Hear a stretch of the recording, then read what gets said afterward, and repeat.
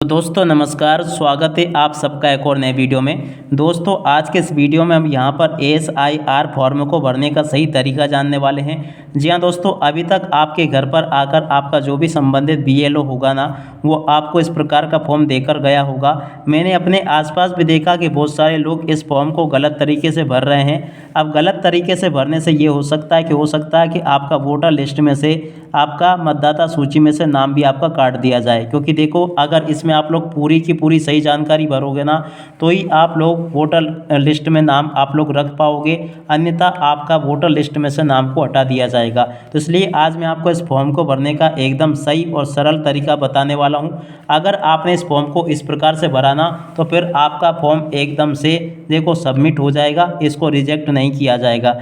जिन लोगों ने भी इस फॉर्म को गलत तरीके से भरा ना, तो एक तो ये होता है कि उनका फॉर्म रिजेक्ट भी हो जाएगा, और हो सकता है कि फिर उनका मतदाता सूची में से नाम भी काट दिया जाए। अगर आप भी चाहते हो कि मतदाता सूची में आपका नाम जुड़ा रहे, तो आप लोग इस वीडियो को पूरा ध्यान से देख कर जाना। 8 या 10 मिनट का ये वीडियो होगा, मगर मैं आपको इस फॉर्म को भरने का एकदम सरल तरीका बता दूंगा, ठीक है। तो देखो, आपको इस फॉर्म को कैसे भरना है। यहाँ पर देखो, भारत का जो चुनाव आयोग है ना, इस गणना प्रपत्र को भरवा रहा है। यहाँ पर आपके BLO का नाम लिखा होगा और मोबाइल नंबर लिखा होगा, ठीक है।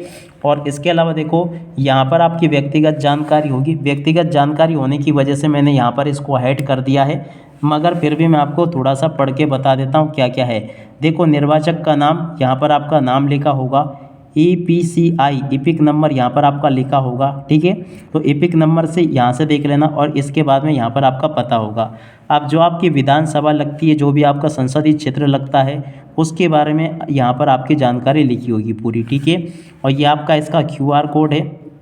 QR कोड में आपकी व्यक्तिगत जानकारी होती है, कोई भी इसको स्कैन करके यहाँ से अपनी डिटेल निकाल सकता है। और यहाँ पर आपका फ़ोटो होगा, ठीक है ना। तो सबसे पहला काम मैं आपको ऊपर ही बता देता हूँ। यहाँ पर आपको क्या करना है, इस खाने में आपको कुछ भी नहीं करना है, यहाँ पे भी आपको कुछ नहीं करना है, इसके साथ में भी कुछ छेड़खानी नहीं करनी है। मगर देखो, यहाँ पर क्या लिखा है, वर्तमान फ़ोटो चिपकाए। यहाँ पर गोंद से या पंचिंग से आप लोग एक फ़ोटो चिपका देना इस जगह पर, आपका जो कि वर्तमान में हो। या आपका इस जगह पर आपका पुराना फ़ोटो लगा होगा, तो यहाँ पर आपको नया वाला फ़ोटो लगाना है, ठीक है। अब इसके बाद में यहाँ पर आ जाते हैं। यहाँ पर क्या लिखा है, पहला जो कॉलम है ना, इसको आप लोग देख लेना अच्छे से, स्टेप बाय स्टेप सारी चीज़ें भरना सिखाऊंगा। यहाँ पर लिखा है जन्म तिथि, दिन, माह, वर्ष में। पहले दिन लिखना, फिर माह लिखना, फिर वर्ष लिखना है, ठीक है ना। तो जन्म तिथि कैसे, मान लेते हैं कि किसी की जन्म तिथि क्या है, 7 तारीख है, ठीक है ना, 5वां महीना है, और इसका जन्म है कब का, 1989 का जन्म है, ठीक है ना। तो इस प्रकार से आपको ये भर के रानी है, क्या लिखोगे, 7 जुलाई 1989, है ना, 89। इस प्रकार से आपको ये भरना होगा पूरा। यानी कि यहाँ पर आपको तारीख लिखनी है, यहाँ पर आपको महीना लिखना है, और यहाँ पर आपको साल लिखना है। जो भी साल है वो यहाँ पर आप लोग लिख देना, ठीक है। और उसके बाद में देखो, यहाँ पर लिखा आधार नंबर, ठीक है ना। आधार नंबर जो कि 12 अंकों का होता है। जैसे कि मैं एक यहाँ पे कोई भी संख्या भर के बता देता हूँ, 1 4 5 8 6 7 4 2 8 7। ये किसी की भी नहीं है संख्या, ये बस ऐसे सोच के बता रहा हूँ मैं। 2 एकम 2, 2 दूनी 4, 2 तीन 6, 2 चौक 8, 2 पंच 10, और ये 0 4। तो इस प्रकार से यहाँ पर आपको अपने आधार नंबर भर देने हैं। तो ये हो गए आपके आधार नंबर। और उसके बाद में यहाँ पर आपको भरने हैं मोबाइल नंबर। जैसे कि किसी का मोबाइल नंबर है 18678542, ठीक है। हो गए क्या 10 अंक, 1 2 3 4, और आखिर में लिख देते हैं हम 09, ठीक है। तो ये आपके मोबाइल नंबर हो गए। जो भी आपके नंबर हो ना, वो भरना आप लोग यहाँ से देख देख के मत भर देना, क्योंकि ये मैं एक ऐसे सोच के आपको भर के बता रहा हूँ। अब देखो, यहाँ पर क्या लिखा है, पिता अभिभावक का नाम। देखो, यहाँ पर आपका नाम नहीं भरना, क्योंकि आपका नाम इस जगह पर लिखा है ऑलरेडी, ठीक है। और पिता अभिभावक का नाम आपको कैसे लिखना है, जैसे कि यहाँ पर आपके पिता का नाम है कैलाश प्रसाद मिश्रा, तो यहाँ पर आपको लिख देना है कैलाश, और उसके बाद में आगे लिख दोगे प्रसाद, और उसके बाद में मिश्रा, ठीक है ना। ये किसी का भी नाम नहीं है, बस मैं सोच कर भर रहा हूँ। और किसी से अगर ये व्यक्तिगत रूप से मिल जाता है, तो एक केवल संयोग मात्र होगा, ठीक है। अब आगे देखिए, पिता अभिभावक का इपिक नंबर। अब देखो, जब आपके घर में इस तरह से ये आया होगा ना, तो आपको आपके पिता का भी ये इस तरह का फॉर्म दिया गया होगा। आप लोग अपने पिता का फॉर्म देखना और उसमें इस जगह पर ईपिक नंबर देख लेना। अब ईपिक नंबर अपने पिता के उसमें से देखकर यहाँ पर आपको लिख देना है, ठीक है ना। जैसे कि यहाँ पर कोई भी एक ईपिक नंबर हो जाता है KBC 1, इसके बाद में देखो 01245, इस प्रकार से जो भी नंबर होना यहाँ पर आपका लिखा होगा, देखकर आपको यहाँ पर भर देना है, ठीक है। अब यहाँ पर भरना आपको माँ का नाम। माँ का नाम समझ लेते हैं, जैसे कि आपकी माँ का नाम अनुसुईया देवी है। क्या है? अनुसुईया, ठीक है ना। यहाँ पर आपको देख लेना इस प्रकार से देवी, ठीक है। तो यहाँ से आपको ये माँ का नाम लिख दिया। माँ का ईपिक नंबर यदि उपलब्ध हो तो, अब देखो आपके घर में जब इस तरह का फॉर्म आया होगा ना, तो आपकी मम्मी का जो वो फॉर्म होगा ना, उसमें यहाँ पर आपको ईपिक नंबर देखने को मिल जाएगा, या आपके पास में जो भी वोटर कार्ड होगा उसमें आपको ये देखने को मिल जाएगा। तो यहाँ पर आपको क्या भर देना है? मम्मी का ईपिक नंबर, जैसे कि यहाँ पे लिखा PCB और 14Z34, ऐसे जो कुछ भी नंबर हो यहाँ पर आपको भर देना है। पत्नी या पति का नाम, अब देखो अगर आप स्त्री हो तो यहाँ पर आपको अपनी पति का नाम भर देना है। अगर आप पुरुष हो तो इसको आपको भरने की ज़रूरत नहीं हो, ठीक है ना। ये केवल किसके लिए है? पत्नियों के लिए है। अगर आप स्त्री हो ना तो यहाँ पर आपको पति का नाम भरना होगा इस जगह पर, ठीक है ना। जैसे कि मान लेते हैं कि आपके जो पति है उनका नाम जो भी है ना, तो यहाँ पर आप लोग अपने पति का नाम लिख देना। ज़रूरी कब होगा ये? जब आप स्त्री हो तब। पुरुष हो तो इसको भरने की आपको ज़रूरत नहीं है। आगे लिखा है पति या पत्नी का ईपिक नंबर। अब अगर पति का नाम भरा यहाँ पर, तो आप लोगों को यहाँ पर पति का ईपिक नंबर भी डालना होगा, ठीक है ना। तो इस प्रकार से ये 2 कॉलम में आप लोग भर लोगे। मान लेते हैं कि किसी के पति का नाम राम प्रसाद है, तो यहाँ पर क्या लिख देंगे? राम प्रसाद, ठीक है ना। मिश्रा है तो यहाँ पे अपन मिश्रा लिख देंगे, ठीक है। और पति का मान लेते हैं कि पति का जो ईपिक नंबर है वो क्या है? यहाँ से आपको लिख दें ZNB और 1741, इसका यहाँ से आपको इस प्रकार से लिख देना जो भी नंबर होगा। तो अब देखो ये जानकारी भरना तो मैंने आपको सिखा दी। अब उसके बाद में देखो यहाँ पर सबसे ज़्यादा कन्फ्यूजन इन दोनों कॉलम में हो रहा है। दोनों कॉलम में क्या करना है? देखो यहाँ पर लिखा है पिछले ASIR की मतदाता सूची में मतदाता का विवरण। देखो अगर आपने ये जिसका फॉर्म आप लोग भर रहे हो ना, उन्होंने अगर 2003 के पहले का उनका वोटर कार्ड बना है, यानी कि 2003 में अगर आपने वोटर कार्ड बन चुका था तो आपको ये वाली जानकारी भरनी है, ठीक है।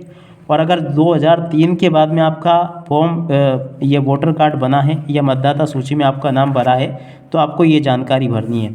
दोनों में से एक भरना है, दोनों मत भर देना, या तो ये वाली भरना या फिर ये वाली भरना। मान लेते हैं कि ये जो भाई साहब है इनका 2003 के पहले मतदाता सूची में नाम था, तो ये कौन सी जानकारी भरेंगे? ये वाली। अब मतदाता सूची में नाम था पहले, तो देखो पहले किनका नाम आएगा, किसका नाम है, यहाँ पर जो नाम लिखा होगा। मान लेते हैं यहाँ पर नाम लिखा यहाँ पे जो भी नाम लिखा है वो यहाँ पर आपको लिख देना है, ठीक है ना। तो यहाँ पर अपन क्या नाम लिखेंगे? मान लेते हैं कि ये किसी लेडीज़ का है ना, और यहाँ पर समझ लेते हैं कि उस लेडीज़ का नाम अनीता है, तो यहाँ पर अपन क्या लिख देंगे? अनीता मिश्रा, ठीक है। तो यहाँ पे अपन ने क्या लिख दिया? अनीता मिश्रा, ठीक है। अब इसके बाद में देखो इनका अगर ईपिक नंबर हो तो यहाँ पर अपन को ईपिक नंबर भर देना है, ठीक है। जैसे ZNB और 1431, ठीक है ना। तो इस प्रकार से अपन को ये भर देना। रिश्तेदार का नाम, रिश्तेदार के नाम में अब देखो यहाँ पर आपको ये देखो यहाँ पर अगर आपका 2003 में जानकारी है तो यहाँ पर आपको भरना होगा 2003 में किससे रिश्ता था आपका, ये समझो आप। मान लेते हैं पिछले कॉलम में दिए गए रिश्तेदार का विवरण पिछले SI के अनुसार भरना है आपको। तो देखो यहाँ पर आपको क्या करना है, फिर इस प्रकार से आपको रिश्तेदार से संबंध बताना है कि रिश्तेदार आपका क्या लगता है। तो इस प्रकार से आपको यहाँ पर जानकारी अच्छी प्रकार से भरनी होगी।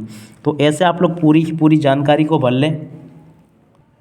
तो अब इसके बाद में देखो यहाँ पर आपको रिश्तेदार का नाम लिखना है, यानी कि या तो ये स्वयं लिख सकते हो क्योंकि ये स्वयं उस समय आपका यहाँ पर ये था, ठीक है। और उसके बाद में देखो जिला लिखना आपको, ठीक है ना। तो जो भी आपका जिला हो, जैसे कि यहाँ पर आप लोग सिंगरौली, और इसके बाद में पूरा आप लोग पता यहाँ पर डाल सकते हो।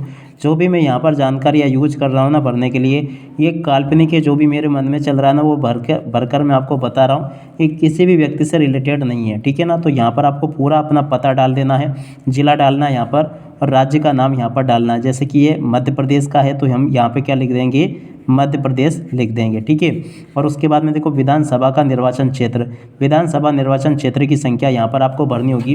तो देखो विधानसभा की निर्वाचन संख्या आपको यहीं से देखकर भरने ली है, यहीं पर आपको देखने को मिल जाएगी। यहाँ पर भाग संख्या भी देखो यहीं पर लिखी होगी, देखो ये लिखी भाग संख्या इस जगह पर, यहाँ से आपको देखकर भर लेनी है। जैसे निर्वाचन क्षेत्र संख्या 30 है तो 30 भर देना, भाग संख्या 174 है तो यहाँ पर आपको ये भर देना, क्रम संख्या 12 है तो 12 आपको भर देना। इस प्रकार से आपको ये भरना है और बस आपका काम हो गया। इतना ही आपको भरना अगर आपका 2003 की लिस्ट में नाम है तो, ठीक है ना। अब अगर इसके पहले आपका नाम नहीं है ना तो फिर ये वाला कॉलम आपके लिए बिल्कुल खाली हो जाएगा, फिर आपको इस वाले कॉलम को बिल्कुल नहीं भरना है, फिर आपको केवल ये वाला कॉलम भरना है।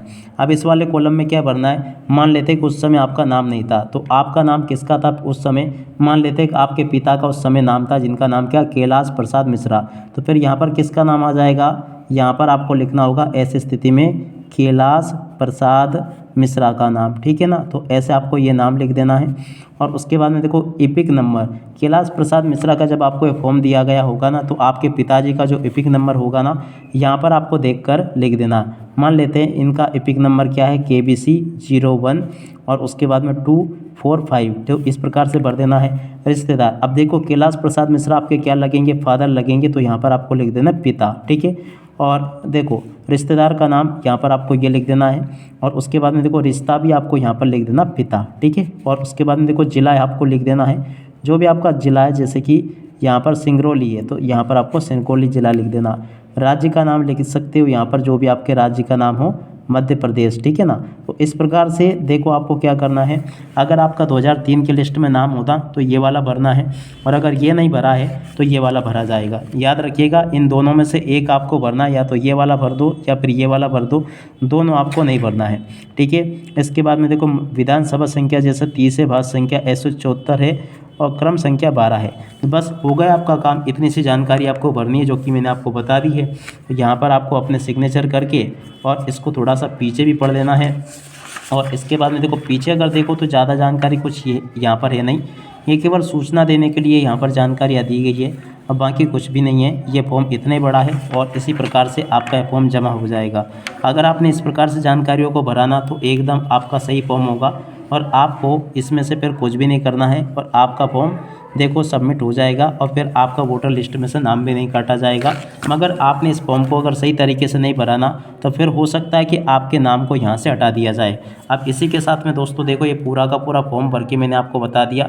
आप लोग इस वीडियो को अपने सभी दोस्तों के साथ में शेयर जरूर करना, क्योंकि देखो कई सारे लोग ऐसे हैं जो कि इस फॉर्म को गलत तरीके से भर रहे हैं। एक बार पुनः बता दूं मैं यहाँ पर आपकी व्यक्तिगत जानकारी भरी जाएगी और इन दोनों कॉलम में से, इसमें से और इसमें से 2003 की स्थिति में आपका नाम अगर था तो यहाँ पर आपको अपनी जानकारी भरनी है। अगर 2003 की स्थिति में आपका नाम मतदाता सूची में नहीं था तो यहाँ पर आपको अपने पिता की जानकारी भरनी है। अगर आपने ये वाला भरा तो इसमें आपको कुछ नहीं भरना है और अगर आपने ये वाला भरा तो फिर इसमें आपको कुछ भी नहीं भरना है। आशा करता हूँ कि वीडियो आप सब लोगों की काफ़ी हेल्पफुल होगा। जल्दी से आप लोग इस फॉर्म को भरकर अपने जो भी BLO है ना उनके पास में जमा कर दो ताकि आप लोगों का नाम मतदाता सूची में बना रहे। आप इसी के साथ में दोस्तों इस वीडियो को यहीं पर पूरा करते हैं। नमस्कार, जय हिंद, जय भारत।